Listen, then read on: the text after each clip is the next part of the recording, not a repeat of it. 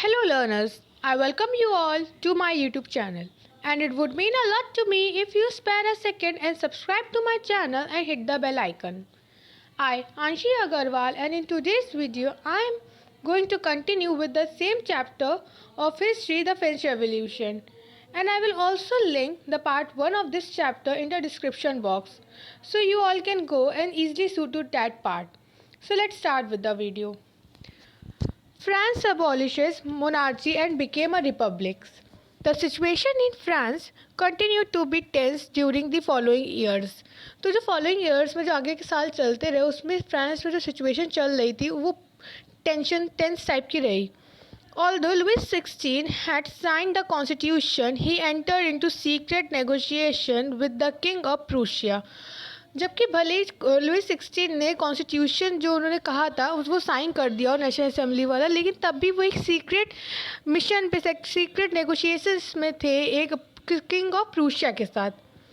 Rulers of other neighbouring countries too were worried by the development in France. और जो development France में होने जा रहा था उससे अदर जो नेबरिंग कंट्रीज़ के भी रूलर्स थे, किंग्स थे, वो भी बहुत ज़्यादा वरीड थे and made plans to send troops to put down the events that had been taken place in there since summer 1789. और वो लोग ट्रूप्स मतलब अपनी आर्मी भेज रहे थे वहाँ पे ताकि जो भी इवेंट वहाँ पे नए नए और अच्छे प्लेस होने वाले, जो भी डेवलपमेंट वहाँ पे होने वाला है फ्रेंड्स है, वो स्टॉप कर सके जो समर 1789 से होना था. बिफोर दिस कुड हैपन, ये होने से पहले क्या हुआ, The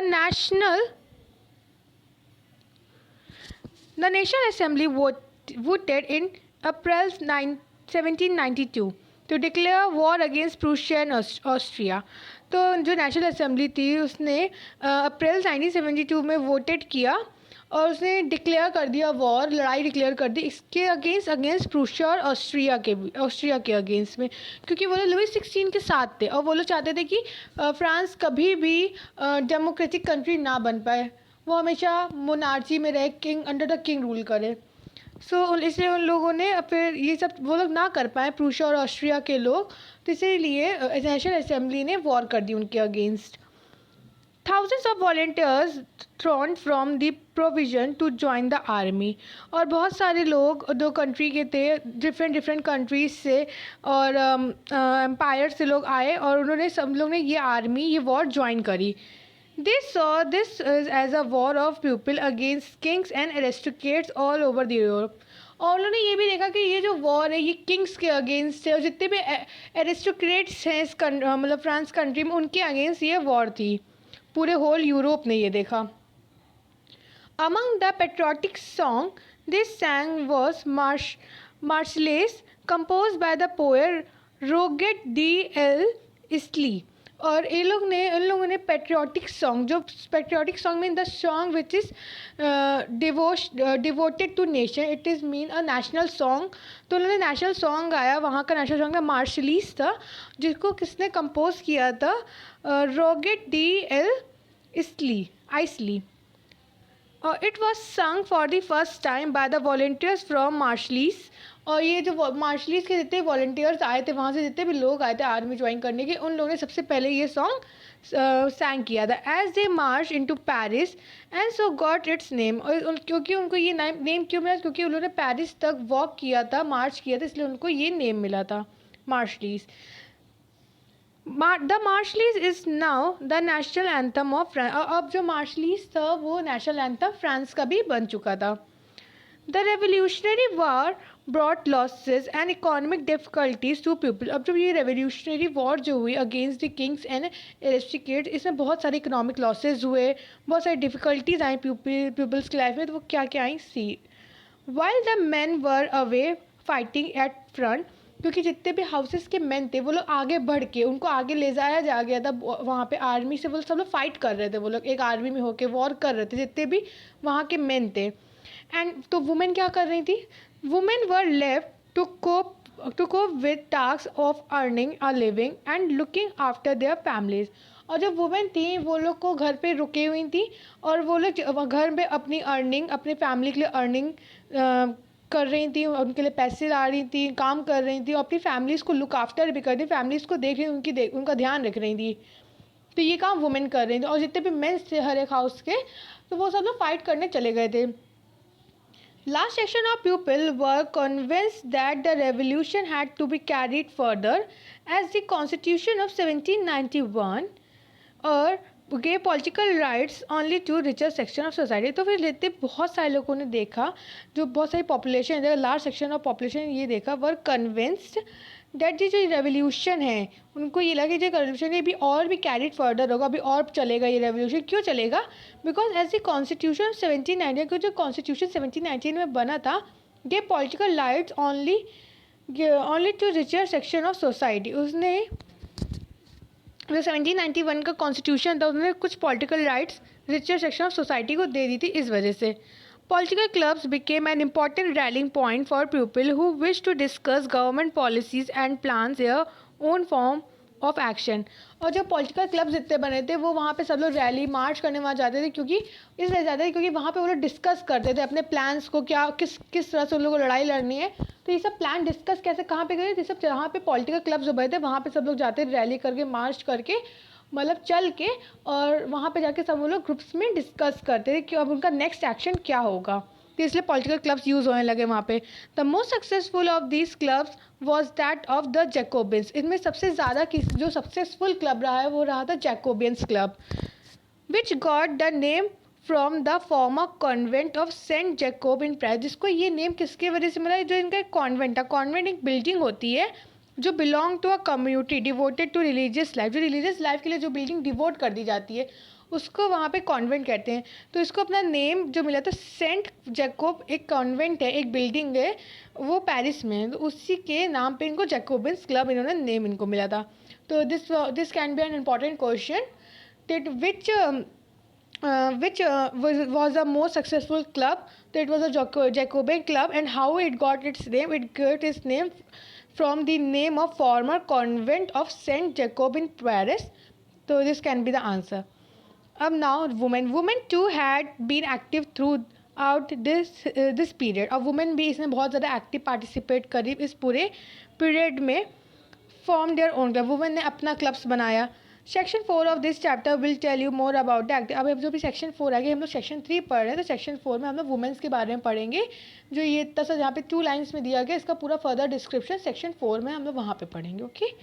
The members of the Jacobean club belong mainly to the less prosperous society of a section.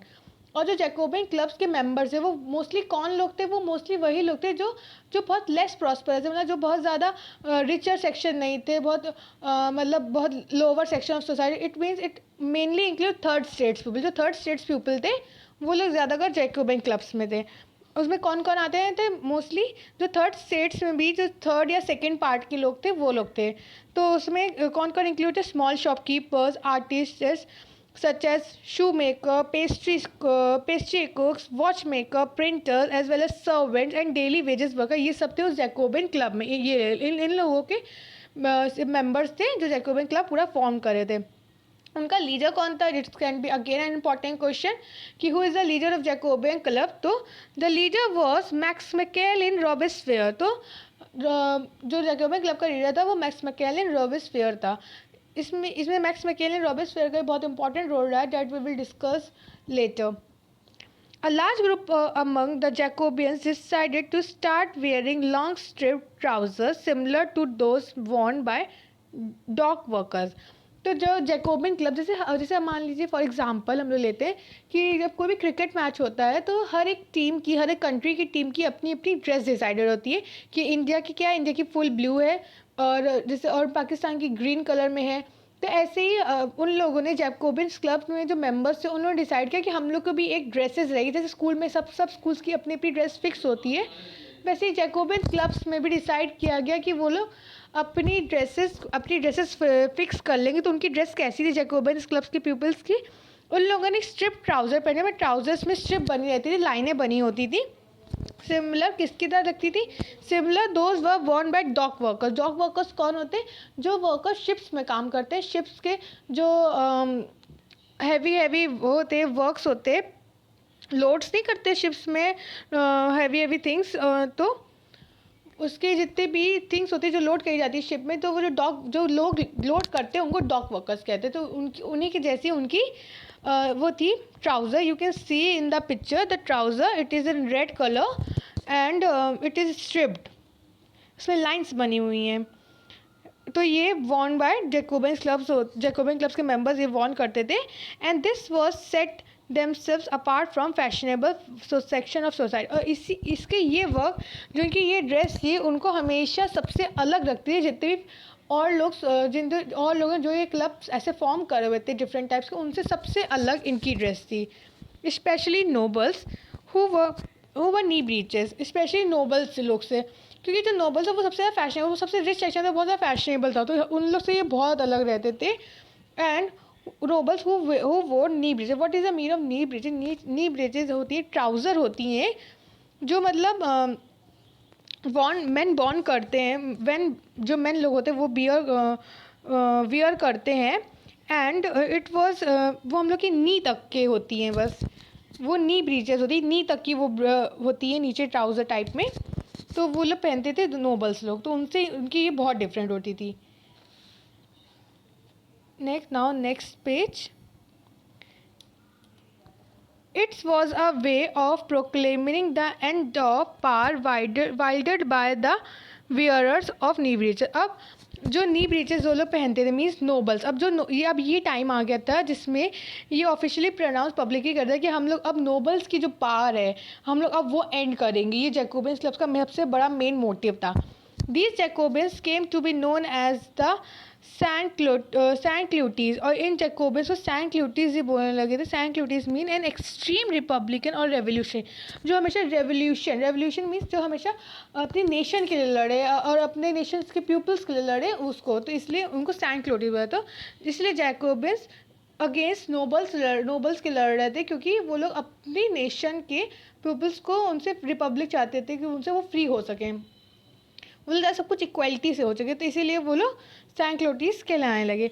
Literally meaning those without knee breeches, sans culottes men wore in addition to red cap that symbolizes liberty, women how were not allowed to do so। और जो Saint क्लूटीज का एक literally अगर meaning देखें, those without नी, जो बिना नी breaches के हों, इट मीन्स जो नी ब्रीचेस वाले क्लोथ्स थे वो नहीं वॉर करते थे, इट मीन्स जैकोबिन्स पीपल। और जो सैंट क्लूटीज के जो मेन थे, जो मतलब ये जैकोबिन्स लोग थे, वो लोग ये भी एक रेड कैप भी वो वियर करते थे, जिसका जो सिम्बलाइज हमेशा करती थी, it symbolises about liberty, about freedom वो हमेशा सिम्बलाइज करती थी। और इन सब में वुमेन का कोई रोल नहीं था, ओनली मेंस का ये सब रोल करते थे। इस क्लब में वुमेन्स नहीं थी। Okay, in the summer of 1792 the Jacobins plan and insurrection of the large number of Persians who were angered by the short supplies and high price of food।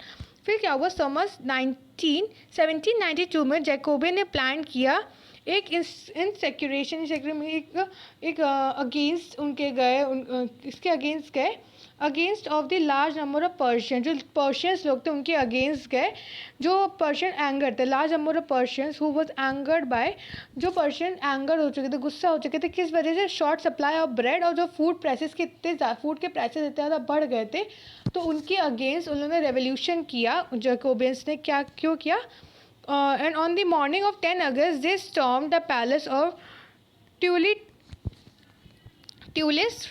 और फिर उन्होंने अगस्त 10 को उन्होंने ट्यूलिस जो पैलेस था उसको पूरा तोड़ दिया जैकोबिन्स ने, and massacred the king's guards and held the king himself as hostage of several hours.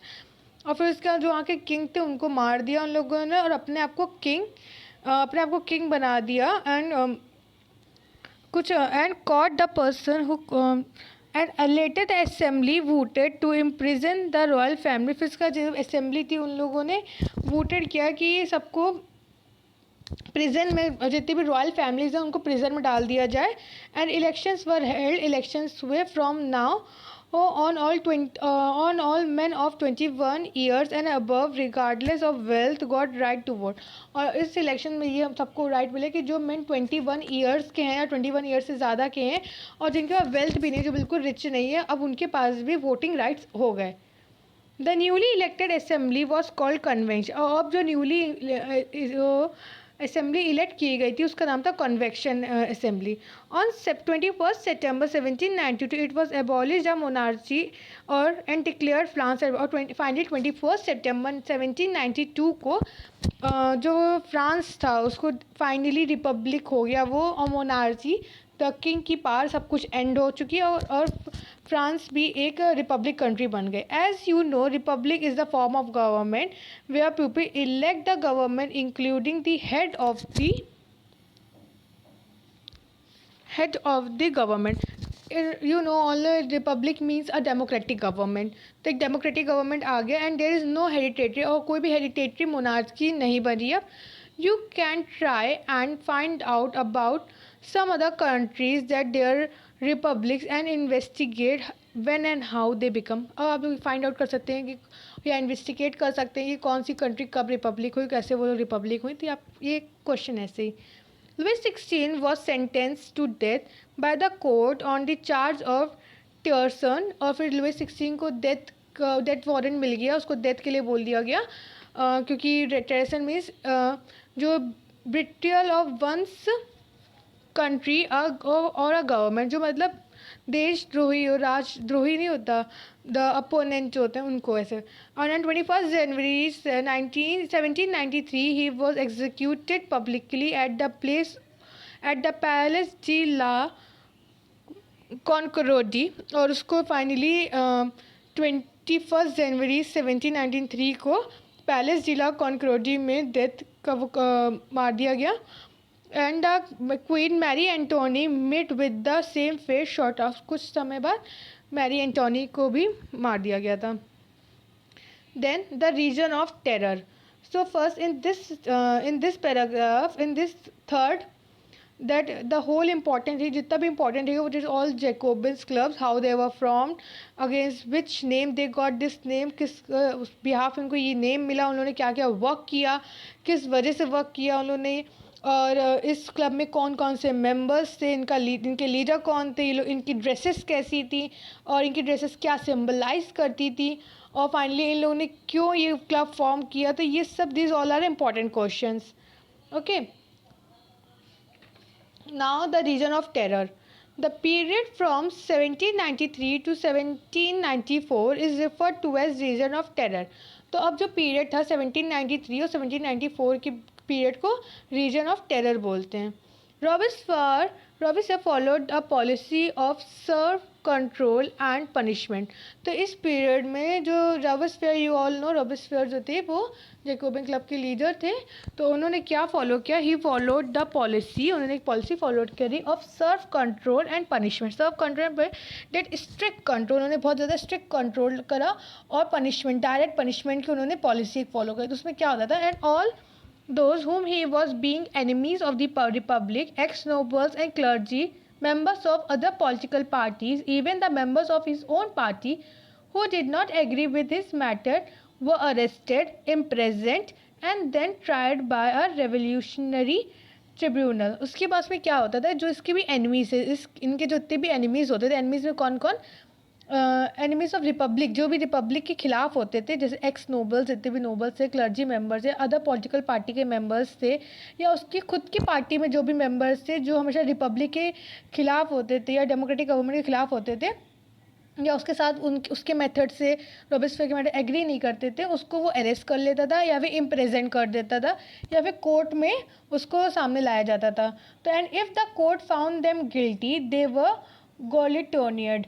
तो अगर वो कोर्ट फाइंड करता है कि हाँ वो गलत है या वो गिल्टी है, तो उसको गुलिटोनेट एक मशीन होती है जिसमें हैवी ब्लेड लगी होती है साइड में, और वर्टिकली उसमें मतलब एक ग्राउंड होता है, उसमें उसका मैन का या पीपल का सर मतलब हेड रखा जाता है, और उसमें डायरेक्ट हेड बीहेडेड होता है, हेड काट दिया जाता है उसे डायरेक्ट। तो it is a guillotine is a device consisting of two poles होता है इसमें, and a blade which with a person is blade. एक ब्लेड होती है, 2 पोल्स होते हैं और बीच में एक ब्लेड लगे जिससे पर्सन डायरेक्ट बीहेडेड हो जाता है। तो अगर कोई भी उसके खिलाफ होता था तो वो उसको बीहेडेड करवा देता, गिलोटोनियन, एंड इट वॉज नेम्ड। और ये डिवाइस था किसके आफ्टर, किसके बिहाफ पे नेम था, ये नेम डॉक्टर गिलोटोनियन के बिहाफ पे गिलोटोनियड मशीन डिवाइस का नेम रखा गया था, बिकॉज उन्होंने ये डिवाइस इन्वेंट किया था, उन्होंने ये बनाया था। तो this can be N important question that after whose name the device glutathione was being named. So it was being named on the behalf of Dr. Glutathione because as he invented. And what is the working of this device पूछ सकते हैं. Okay. Robespierre's government issued laws placing a maximum ceiling of on wages and price. और जो Robespierre की government थी उन्होंने एक law issue किया था जिसमें अब इसमें प्लेस करता है maximum ceiling on wages and price. मतलब जो वेजेस और जो भी वेजेस हो गया, किसी भी चीज़ का प्राइस होगा वो फिक्स्ड होगा, मतलब किसी की भी इनकम से ज़्यादा का नहीं जाएगा, उसकी इनकम तक की होगा। कि ये नहीं कि बहुत ज़्यादा किसी भी चीज़ का प्राइस बढ़ गया या वेजेस जितनी दी जाए सब कुछ फिक्स्ड रहेंगी, बहुत ज़्यादा एक्स्ट्रा किसी को नहीं दी जाएंगी। And meat and bread were ration, और जो मीट और ब्रेड था वो राशन जैसे राशन शॉप्स होती हैं वैसे मिलने लगा था। Peasants were forced to transport their grains into the cities and sell it at prices fixed by the government. और जितने peasants थे उनको ये फोर्स किया जा रहा था कि वो लोग अपने ग्रेन्स को सब लोग ट्रांसपोर्ट करें सिटीज़ में और या फिर गवर्नमेंट को एक फिक्स प्राइस में सेल कर दें। The use of more expensive white floor was forbidden. और जो एक्सपेंसिव वाइट फ्लोर होता है, it means I think it is white floor जो होता है उसका यूज़ करना मना हो गया था। And all citizens were required to eat the pain and delegate, मतलब equality bread, a loaf made up of whole wheat. जो होल व्हीट से ब्रेड बनी होती थी अब सबको वही खाना के लिए कंपलसरी हो गया था। Equality was also sought to be practiced through forms of speech and address. और इक्वलिटी हर चीज़ में फॉलो हो रही थी कि किसी को कोई भी चीज़ बोलनी हो, अपनी स्पीच देना, कोई भी बात कहनी हो तो उसमें भी इक्वलिटी होती थी। Instead of traditional monsieur, sir and madam and all French men and women henceforth citoyen and citoyenne citizens, मतलब इंस्टेड इसके अलावा जो सर होते थे, मैडम्स होती थी और जो सिटीजन्स होते थे उनके अलावा churches were shut down and their buildings converted into barracks and office. और जितने भी चर्चेज थे सारे बंद कर दिए गए और उनकी जितनी बिल्डिंग्स थी वो ऑफिसेज बन गए, गवर्नमेंट ऑफिसेज, या फिर वो सब शोल्डर्स के लिए हाउसेस बन गए। Robespierre persuade his policy so relentlessly that even his supporter began to demand moderation. और जो रॉबेस्पियर थे अपनी पॉलिसी इतनी ज़्यादा रेंटलेसली फॉलो कर रहे सब कि उनके जो सपोर्टर थे उन्होंने भी मॉडरेशन की डिमांड करने लगे थे। Finally he was convicted by the court in July 1794, arrested and on the next day sent to guillotine. और फाइनली उनको भी कोर्ट के सामने आना पड़ा था और जून 1974 में उनको भी अगले ही दिन गिलोटोनियन डिवाइस में बीहेडेड कर दिया गया था। देन द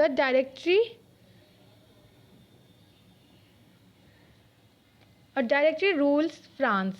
और फ्रांस में डायरेक्टरी रूल कैसे हुआ हम लोग ये पढ़ेंगे। The fall of Jacobins government allowed the wealthier middle classes to seize far.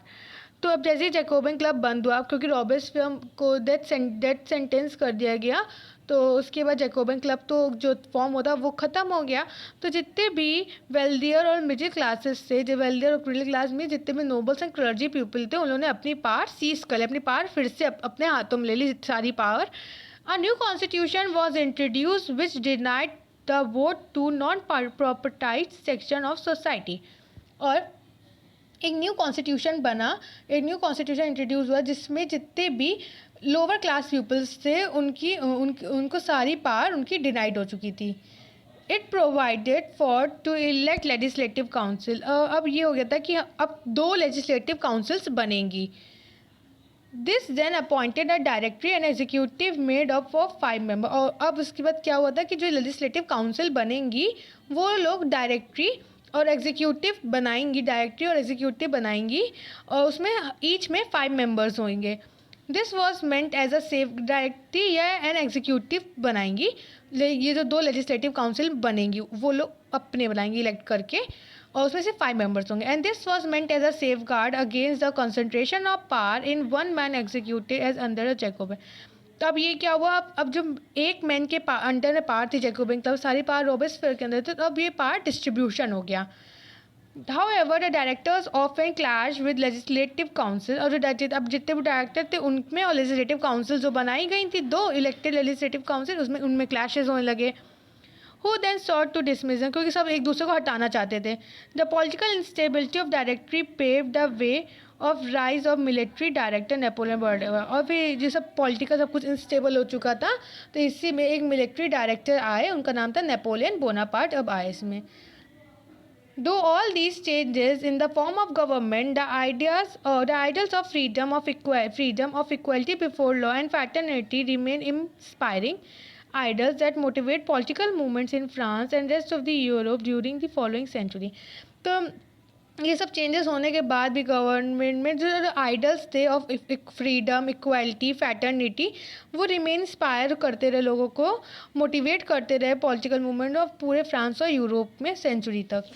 Then अब इन दिस पैराग्राफ इस पैराग्राफ में सबसे ज़्यादा इंपॉर्टेंट है रीजन ऑफ टेरर का डेट, और इसमें रॉबेस्पियर ने क्या क्या वर्क किया, उसको गिलोटिनियर्स अबाउट ऑल गिलोटिनियर डिवाइस के बारे में से सबसे ज़्यादा इंपॉर्टेंट है, और इसमें उसने कैसे उसकी डेथ सेंटेंस हुई, this all are important things. और फिर इसके बाद जैकोबिन क्लब जब हट गया, वाइंड अप हो गया, तो उसके बाद फिर से नोबल्स एंड क्लर्जी ने क्या किया, कैसे उन लोगों ने अपनी गवर्नमेंट फॉर्म किया, अपना कॉन्स्टिट्यूशन कैसे फॉर्म किया, it is all about that. Now did women have revolution, अब now we will all talk about the women, that what all women had done. As in section 3, 2 lines had came about the women. Now we talked about whole things what women do in the French Revolution. Did women have revolution? It is a question. क्या women ने भी revolution करा? So let's see. From the very beginning, women were active participants in the event which brought about so many important changes in the French society. तो शुरुआत से ही जो women थी बहुत ही ज़्यादा एक्टिव पार्टिसिपेंट्स रही हैं फ्रेंच सोसाइटी में, उन्होंने बहुत सारे चेंजेस करे हैं, बहुत इंपॉर्टेंट चेंजेस करे हैं। तो अब वो पढ़ेंगे क्या करें उन्होंने।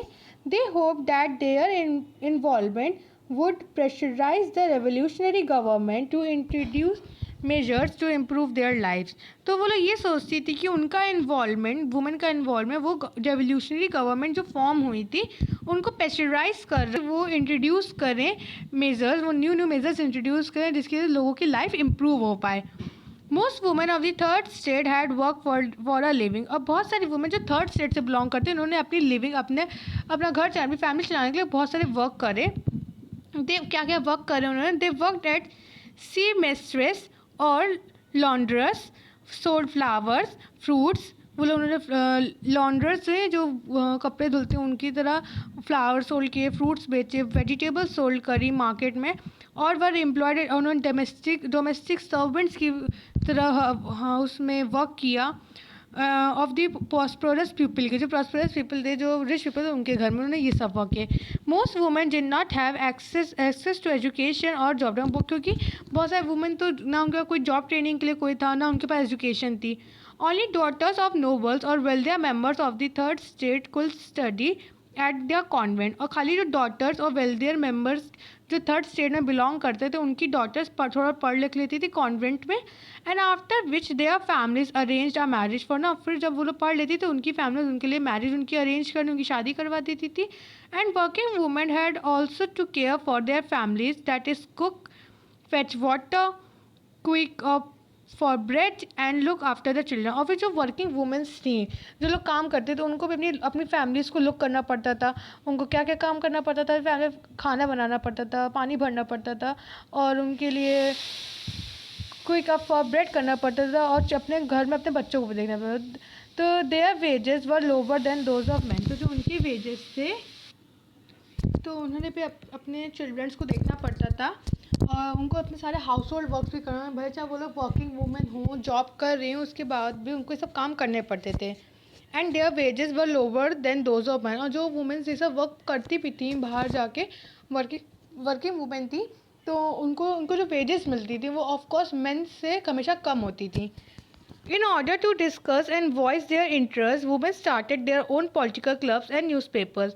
तो उन्होंने ये सब चीज़ें एक ना डिस्कस करी ना कुछ, उन्होंने खाली अपने पॉलिटिकल क्लब्स बना लिए, वुमेंस ने अपने पॉलिटिकल क्लब्स फॉर्म कर लिए and about 60 women's clubs came up in different French society. और पूरी फ्रेंच सिटीज़ में 60 वुमेंस क्लब्स बने। The society of revolutionary and Republican women was most famous. और उसमें सबसे फेमस दो क्लब थे, the society of revolutionary and Republican women. ये दो क्लब थे जो सबसे ज़्यादा फेमस थे। One of their main demand was that women enjoy the same political right as the men. तो उनकी सबसे ज़्यादा जो मेन डिमांड थी वो ये थी कि वुमेन भी वही पॉलिटिकल राइट्स बियर करे, वही पॉलिटिकल राइट्स उसको भी मिलें जो एक मेन को मिलते हैं। ये सबसे ज़्यादा वुमेंस की डिमांड थी उन पॉलिटिकल क्लब्स में। सारे मतलब मोस्टली सभी पॉलिटिकल क्लब्स की यही डिमांड सबसे ज़्यादा। Women were disappointed that the Constitution of 1791 reduced them to passive citizen। तो वुमेन इस वजह से बहुत ज़्यादा डिसअपॉइंटेड क्योंकि जो कॉन्स्टिट्यूशन 1791 में बना था उसकी वजह से वो लोग कि पैसिव सिटीजन्स बन गई थी। पैसिव सिटीजन्स मीन्स वो लोग वोट नहीं कर सकती थी, उनका कोई भी वोटिंग राइट्स नहीं थे। This we have studied earlier also कि who are active citizen, who are passive citizens. Okay, तो you can see in that part 1। They demanded the right to vote, to be elected to assembly and to hold political office। और उन्होंने ये demand किया कि उनके पास भी right to vote हो जाए और to elect and to be elected the assembly, और वो लोग भी असेंबली में इलेक्ट करी जाए, मतलब पॉलिटिकल पार्टीज़ में वो लोग भी इलेक्ट करी जाए, खाली मेंस ना इलेक्ट हो, एंड होल्ड पॉलिटिकल ऑफिस। और जो पॉलिटिकल ऑफिस जितने भी चले उनमें वो लोग भी वर्क करें। Only then they felt would their interest B representative in the new government. और वो लोग भी न्यू गवर्नमेंट फॉर्म करना चाहती थी। तो इसमें वुमेन अपने राइट वो लोग वांट, वो क्या राइट चाहती थी, तो इस पैराग्राफ में पूरा वो है डिस्क्राइब किया गया है। In the early years the revolutionary government did introduce laws that help improve lives of women. तो कुछ अब अर्ली ईयर्स में जो रेवोल्यूशनरी गवर्नमेंट फॉर्म होता है उसने कुछ चीज़ें इंट्रोड्यूस करी जिसकी वजह से वुमेन्स को भी थोड़ी बहुत राइट्स मिली। Together with the creation of state schools, schooling was made compulsory for all girls। और उन्होंने कुछ स्कूल्स बनवा दिए स्टेट्स में, स्टेट स्कूल्स बनवा दिए जिसमें हर गर्ल के लिए स्कूलिंग कंपलसरी हो कि अब वो भी स्कूल जाएगी, ये कंपलसरी कर दिया गया। Their fathers could no longer force them to marriage against as their will। और उनके फादर उनको जो गर्ल्स के फादर्स होते हैं उनको फोर्स नहीं करेंगे मैरिज करने के लिए जब तक वो लोग अपनी स्कूलिंग नहीं कंप्लीट करें, या फिर जब तक वो लोग ना चाहें वुमेन तब तक वो लोग मैरिज के लिए उनको फोर्स नहीं करेंगे। Marriage was made into a contract enter into freely and register under civil. और मैरिज भी एक कॉन्ट्रैक्ट के अंदर एंटर्ड होने लगी, एक कॉन्ट्रैक्ट बन गया, एक एंटर होने लगी उसके अंदर कि इसमें सब लोग फ्रीली और रजिस्टर्ड होकर एक सिविल लॉ के अंदर मैरिज, मतलब लाइक कोर्ट मैरिजेस उस तरह होने लगा था। And divorce what made legal, और डिवोर्स भी लीगल बन गया। And could be applied for by both man and women. और जो डिवोर्स लीगल कर दिया गया और ये खाली मेन के लिए नहीं अप्लाई, खाली मेन डिवोर्स दे सकते हैं ऐसा ही नहीं अप्लाई हुआ, ये दोनों तरफ से अप्लाई है कि मेन भी दे सकते हैं divorce and women can also give divorce. Women could now train for job. अब वुमेन को भी जॉब ट्रेनिंग मिलने लगी। कुड बिकेम आर्टिस्ट एंड और रन स्मॉल बिजनेस। और वो लोग आर्टिस्ट बन सकती थी, छोटे छोटे बिजनेस चला सकती थी। तो ये सब वुमेन्स को भी होने लगा। तो इसमें टॉक करी गई about the improvement in women life, क्या वुमेन लाइफ में क्या क्या इम्प्रूव हुआ, इस पैराग्राफ में ये टॉक किया गया है। Women's struggle for equal political rights however continued during the reign of terror. तो जो वुमेन के पॉलिटिकल राइट्स थे वो मतलब कंटिन्यू, वुमेन पॉलिटिकल राइट्स के लिए इक्वल पॉलिटिकल जो स्ट्रगल कर रही थी वो कंटिन्यू रहे अभी तक, उनका स्ट्रगल अभी तक कंटिन्यू रहा। उनको भी इतना ज़्यादा वो नहीं मिल पा रहा था जितना उनको मिलना चाहिए था, वो लोग स्ट्रगल कर रही थी। Then during the reign of terror the new government issued law ordering in closure of women's clubs and banning their political activities. तो रीजन ऑफ टेरर के टाइम पे जो गवर्नमेंट ने एक लॉ इशू किया था उसमें ये था कि ordering the closures of women's club की जितने भी वुमेन क्लब बने हैं वो सब बंद कर दिए जाएँ and banning their political activity, और जो उनकी जितनी भी पॉलिटिकल एक्टिविटी हैं वो सब बैन कर दी जाएँ। तो many prominent women were arrested and number of them executed. तो इस बिहाफ में जो वुमेन्स अगेंस्ट आई थी उनको अरेस्ट भी किया गया, बहुत सारे वुमेन को एग्जीक्यूटेड में सेंटेंस टू डेथ कर दिया गया। And women's movement for voting rights and equal wages continued through the next 200 years in many countries and of the world। और नेक्स्ट 200 ईयर्स तक वुमेन ने अपनी राइट्स, अपनी वोटिंग राइट्स और अपनी इक्वल वेजेस के लिए कंटिन्यू फाइट करती रहीं। और नेक्स्ट 200 ईयर्स से तो सारी कंट्रीज़ में, पूरे वर्ल्ड में उनकी ये फाइट चलती रही। The fight for the vote was carried out through an international suffrage movement during the late 19 and 20th century. तो फिर जो वोटिंग राइट्स का जो फाइनली जो था वो निकल आया, उसका सफरेज मूवमेंट निकला आया और वो 19 और 20 अर्ली 20th सेंचुरी में हुआ। The example of political activities of French women during the revolution was kept alive as an inspiring memory। और जो जितने पॉलिटिकल एक्टिविटीज़ वुमेन ने करी थी इस रेवोल्यूशन, वो एक इंस्पायरिंग एक्टिविटी सभी के लिए बन गई पूरे ऑल ओवर वर्ल्ड में। And it was finally in 1946 women in France won the right to vote. और फाइनली 1946 में वुमेन्स को राइट टू वोट मिल गया। So it is this now it in in fourth section of this chapter, it's all about the women, how they got their political rights, how they got the right to vote, how they got equal wages, how they got freedom, and how their schooling is concerned, and how their marriages are being done. So it is all about this in this whole paragraph, how they became an active citizen, as they were earlier they were passive citizens.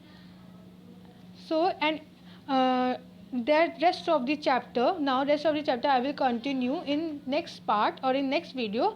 And if you like the video, so don't forget to like, share and comment on the video, and I will also link the part 1 in the description box. So thank you.